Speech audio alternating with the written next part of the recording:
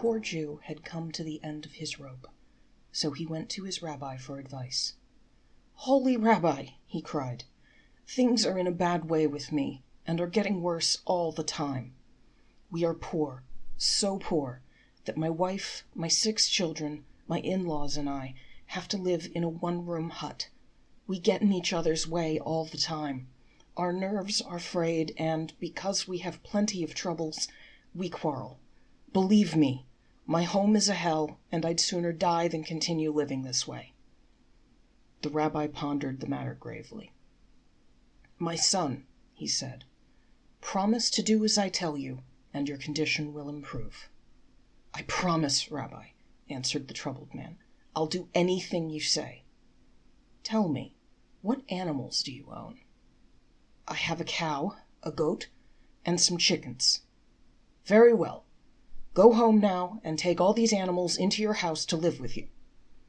The poor man was dumbfounded, but since he had promised the rabbi, he went home and brought all the animals into his house.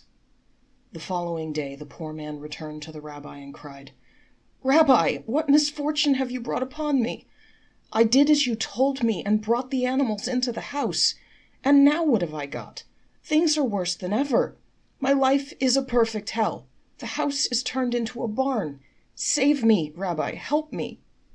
"My son," replied the rabbi serenely, "go home and take the chickens out of your house. God will help you." So the poor man went home and took the chickens out of his house. But it was not long before he again came running to the rabbi. "Holy Rabbi," he wailed, "help me, save me. The goat is smashing everything in the house. She's turning my life into a nightmare." "Go home," said the rabbi gently, "and take the goat out of the house. God will help you." The poor man returned to his house and removed the goat. But it wasn't long before he again came running to the rabbi, lamenting loudly. "What a misfortune you've brought upon my head, Rabbi! The cow has turned my house into a stable. How can you expect a human being to live side by side with an animal?" "You're right, 100 times right," agreed the rabbi. "Go straight home and take the cow out of your house." And the poor unfortunate hastened home and took the cow out of his house. Not a day had passed before he came running again to the rabbi. "Rabbi," cried the poor man, his face beaming, "you've made life sweet again for me. With all the animals out, the house is so quiet, so roomy, and so clean. What a pleasure!